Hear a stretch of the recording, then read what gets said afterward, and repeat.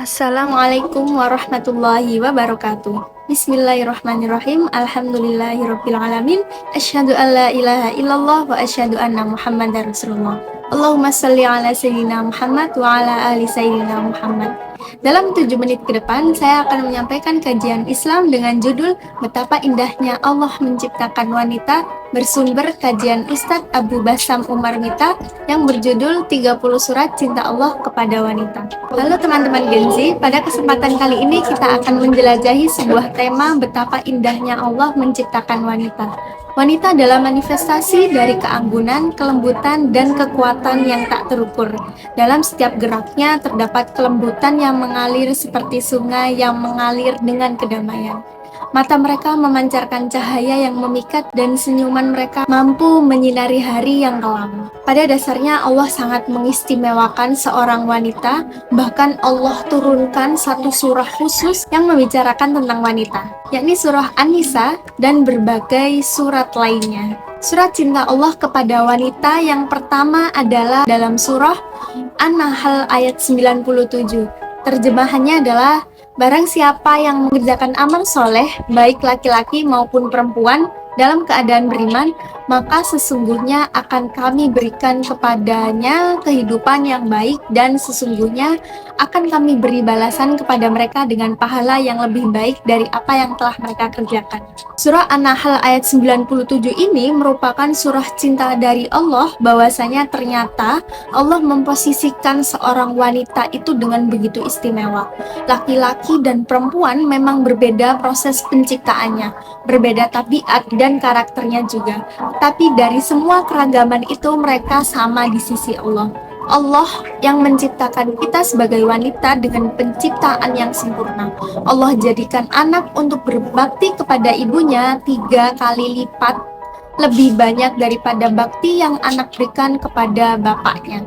Ketika menjadi anak yang solihah akan menjadi hijab bagi orang tuanya dari api neraka, dan ketika menikah suami yang akan bertanggung jawab bagi si wanita tersebut. Seorang wanita harus merasa bahwa dia disayang oleh Allah untuk memberikan sebuah kekuatan lalu menciptakan sebuah ketenangan. Kita menjumpai bagaimana Allah memberikan bukti curahan kasih sayang Allah kepada wanita itu begitu besar. Nah, kisah hikmah para wanita yakni yang pertama ada kisah istri Fir'aun, yakni yang bernama Asyah binti Muzahib, harus bertahan di hadapan suaminya yang saat itu seorang diktator besar. Dalam surat At-Tahrim yang bunyinya artinya adalah, ya Allah, bangunkanlah untukku di sisimu sebuah rumah di surga. Allah mengganti apa yang dia tidak dapat kasih dari suaminya. Allah menggantinya dengan rasa cinta yang begitu besar kepada Asyah binti Muzahib. Lalu kisah yang kedua, kisah Ummu Sulaim. Ketika Ummu Sulaim dalam kondisi sedih ditinggalkan anaknya yang telah wafat, Allah menggantikan dengan anak yang lebih soleh dan lebih baik daripada anak yang diwafatkan oleh Allah. Yang ketiga yaitu kisah Ibunda Maryam. Ketika Ibunda Maryam sedang bersedih, Allah mengutus Jibril untuk menghiburnya dengan kata, jangan bersedih wahai Maryam. Kisah yang keempat yakni kisah Haula binti Sa'labah yang curhatannya menembus langit ketujuh.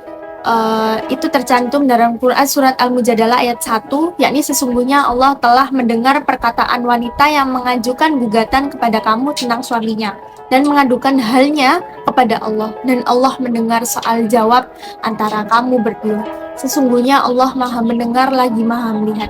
Lalu yang kelima, dalam hadis Bukhari, ada seorang wanita bernama Baghiyah, seorang pezina yang dirahmati Allah dengan diampuni dosanya dikarenakan keikhlasannya memberi minum makhluk Allah, yakni seekor anjing yang kehausan di padang pasir. Ada beberapa syariat yang tidak Allah samakan nih antara laki-laki dan juga perempuan, supaya meringankan beban wanita dalam mengamalkan syariat, tapi pahalanya tetap sama di sisi Allah antara si laki-laki maupun perempuan. Contohnya yakni perempuan cukup sholat di rumah. Sholatnya dia di dalam rumah sama dengan sholatnya seorang laki-laki ketika dia pergi ke masjid. Dan Allah pun juga meringankan wanita bahwa setiap bulan memiliki masa cuti libur dari ibadah. Allah ingin memberikan getaran pada diri setiap wanita bahwa kita sebagai wanita itu sangat dispesialkan dan disayang oleh Allah Subhanahu wa taala. Seiring kita merangkai akhir dari diskusi hari ini, aku ingin menyampaikan jangan pernah berhenti merasa dicintai oleh Allah.